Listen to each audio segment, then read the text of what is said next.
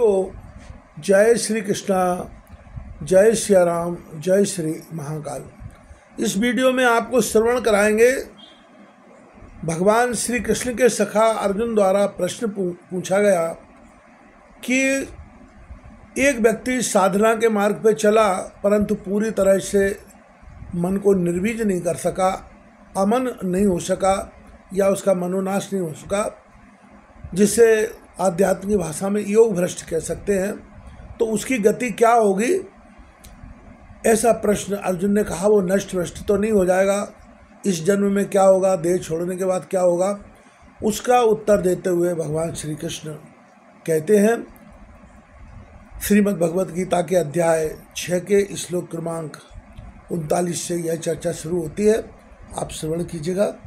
आपको श्लोक भी मूल पाठ श्रवण कराएंगे और उसकी व्याख्या भी बताएंगे। एतन्मे संशयं कृष्ण छेतुमर्हस्य श्रेष्ठा त्वदन्या संशय शास छेत्ता नाहुपपद्यते। अर्जुन कहते हैं कि हे भगवान श्री कृष्ण, मेरे इस संशय को संपूर्ण रूप से छेदन करने के लिए आप योग्य हैं, क्योंकि आपके सिवा दूसरा इस संशय का छेदन करने वाला कोई नहीं है।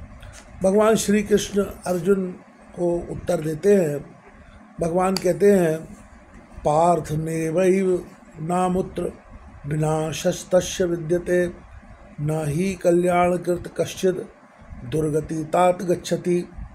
भगवान श्री कृष्ण अर्जुन को कहते हैं कि हे पार्थ, उस पुरुष का ना तो इस लोक में नाश होता है और ना परलोक में ही, क्योंकि हे प्यारे, आत्मोद्धार के लिए अर्थात भगवत प्राप्ति के लिए कर्म करने वाला कोई भी मनुष्य दुर्गति को प्राप्त नहीं होता।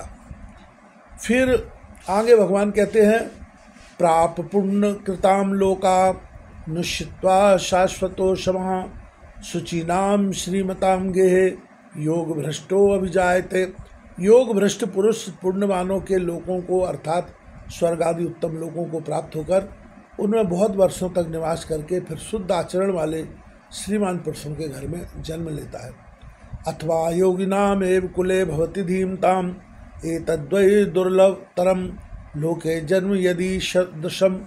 भगवान कहते हैं कि अथवा वैराग्यवान होकर पुरुष उन लोकों में न जाकर ज्ञानवान योगियों के ही कुल में जन्म लेता है, परंतु इस प्रकार का जो यह जन्म है संसार में निस्संदेह अत्यंत दुर्लभ है। भगवान आगे कहते हैं, तत्र तम बुद्धि संयोगम लभते पर्वदेकम यतते चा ततो भूया संसिद्धो कुरुनंदनम। भगवान कहते हैं कि वहाँ उस पहले से शरीर में संग्रह किए हुए बुद्धि संयोग को अर्थात सुबुद्धि रूप योग के संस्कारों को अनायासी प्राप्त हो जाता है, और हे कुरुनंदन, उसके प्रभाव से वह फिर परमात्मा की प्राप्ति रूप सिद्धि के लिए पहले से भी बढ़ चढ़कर प्रयत्न करता है।